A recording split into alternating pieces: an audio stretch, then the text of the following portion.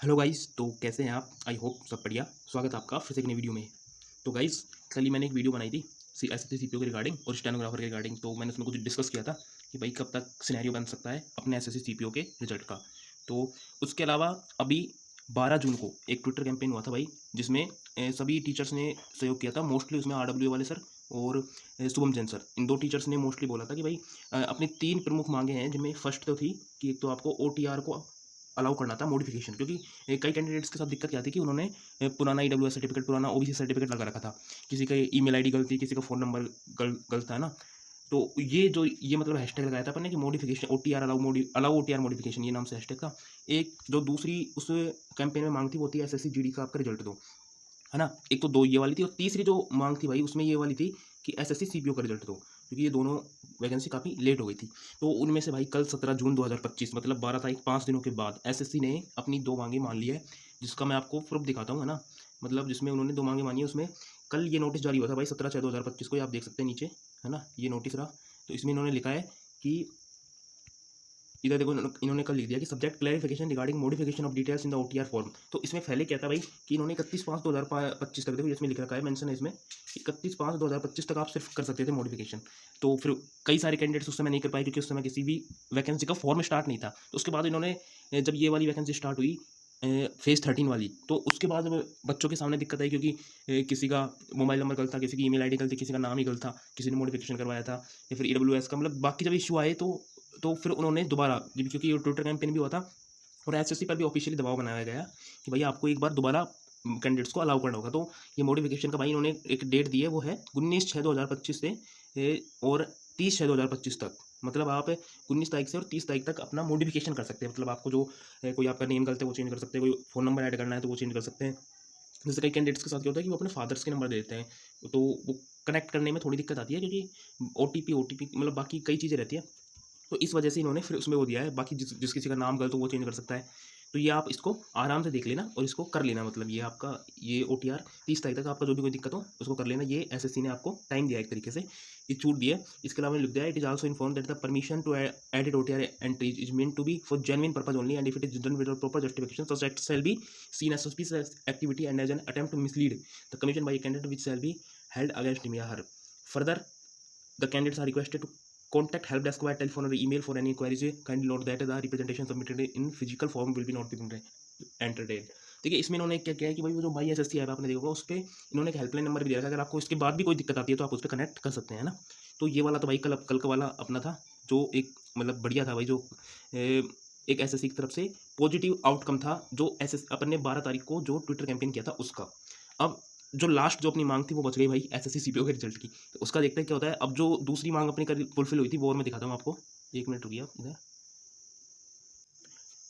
तो गाइज आप इसमें देख सकते हैं जो हमारी सेकंड मांग थी एसएससी जीडी का रिजल्ट दो, है ना। एसएससी जीडी का फिजिकल का रिजल्ट है ये वाला, फाइनल तो नहीं है क्योंकि अभी इनका फिजिकली नहीं हुआ है, तो ये फाइनल का रिजल्ट दिया है इन्होंने कल।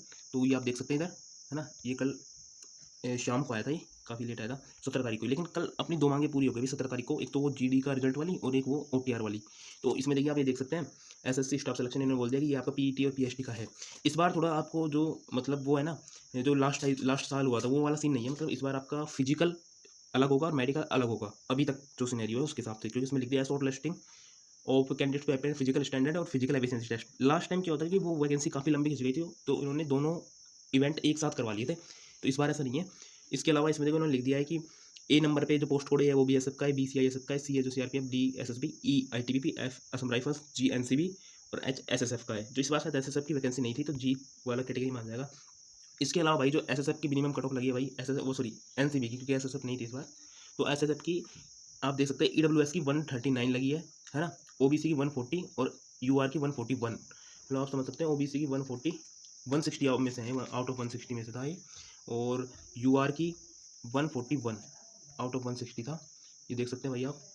और इसके अलावा E S M ex serviceman की 106 थी।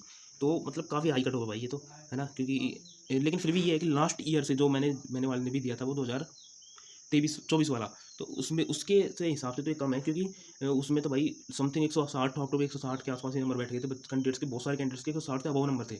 तो उनसे ठीक है इस बार कट ऑफ, क्योंकि पेपर का लेवल उन्होंने थोड़ा सा अप किया था, तो इस वजह से ये थोड़ी सी इंक्रीज देखनी पड़ेगी। लास्ट टाइम 139 थी ना, ये तो मतलब ओबीसी की मतलब जो जनरल पोस्ट जीडी वाली पोस्ट थी उनके लिए थी, एनसीबी एसएसएफ के लिए ये वाली इससे तो बहुत ज़्यादा थी कट ऑफ।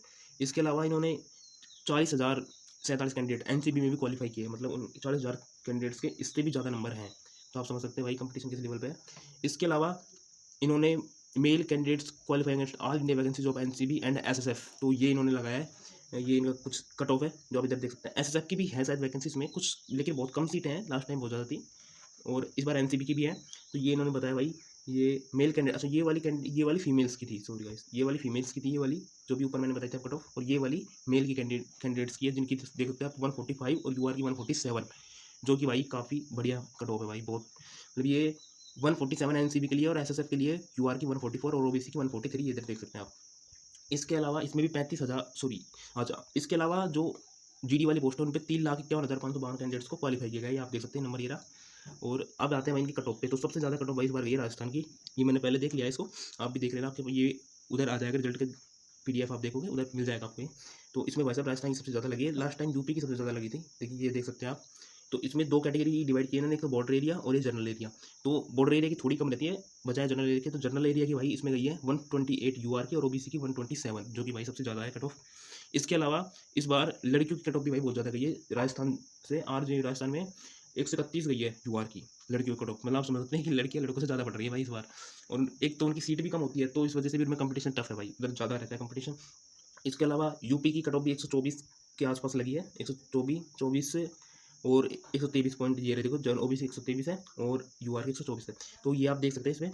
बाकी आप देखिए जो ये रिजल्ट आए कल, एक तो रिजल्ट आया और एक वो नोटिस, तो इससे अपना क्या बेनिफिट है मैं तो उसमें बात करूँगा, ये आप देख लेना सब, ये मैंने थोड़ा सा हल्का सा डिस्कशन किया है इसके ऊपर, शॉर्ट नोटिस आप समझ सकते हो। बाकी अब मैं जो सोच रहा हूँ भाई, मैं अपना बताता हूँ सीपीओ वालों को क्या फ़ायदा रहेगा इसमें। भाई सीपीओ वालों को फ़ायदा ये है कि इनका रिजल्ट भी अब जल्दी देखने को मिलेगा, क्योंकि सेम सीएपीएफ इसका कनेक्ट करवाती है और सेम सीएपीएफ अपना कनेक्ट करवाती है। इस बार अपना नोडल है जो बीएसएफ है, पिछले लास्ट टाइम सीआरपीएफ था। तो इस बार भाई मुझे लग रहा है कि मतलब इस बार क्या मतलब मुझे लग रहा है कि थोड़ा जल्दी आएगा अपना रिजल्ट भी। वैसे भी मैंने कल बताया था कि क्या पता स्टेनोग्राफर के साथ ही डाल दे, क्योंकि स्टेनोग्राफर का फाइनल रिजल्ट आएगा, क्योंकि उनकी फाइनल वैकेंसी डिक्लेयर कर दिया है। तो विद इन 1 वीक उनका रिजल्ट आता है, तो अपना भी मुझे लग रहा है कि विद इन 1 वीक में ही, है ना, सीपीओ रिजल्ट मुझे लग रहा है विद इन 1 वीक में ही अपना भी आ जाएगा भाई, विद इन 1 वीक। और बाकी हो ऐसा ही हो, है ना, ज़्यादा लेट अब हो नहीं, क्योंकि भाई ज़्यादा लेट होता है तो अपने लिए नुकसान है, क्योंकि कैंडिडेट्स फुली फोकस नहीं कर पाते दर एग्जाम पे। अगर अपना फिजिकल पहले हो जाता, सॉरी मेडिकल अपना पहले हो जाता, तो फिर अपन वो फ्री माइंड से दूसरे एग्जाम की तैयारी करते कि हाँ भाई अब कोई प्रोसेस बची नहीं है, उसका सिर्फ फाइनल रिजल्ट आएगा, जो देखा जाएगा क्या होता है, जिसके नंबर ठीक है होगा क्वालिफाई। तो बाकी लेकिन अभी जिनका अब इसमें इन्होंने ये कर दिया है कि बच्चे भी परेशान ज़्यादा है इसमें, लेकिन कोई नहीं, अपना जल्दी इसका रिजल्ट आएगा, लेट्स होप सब अच्छा हो, है ना। तो तब तक अगर कोई नेक्स्ट इन्फॉर्मेशन आती है तो मिलता हूँ मैं आपसे। इसके अलावा 12 जून वाला जो कैंपेन था वो 16 अपना ट्विटर कैंपेन वो सफल रहा भाई, 2 तो आगे पूरी हो गई है, तीसरी भी जल्दी हो जाएगी। तो मिलता हूँ तब तक नेक्स्ट वीडियो में, जय हिंद।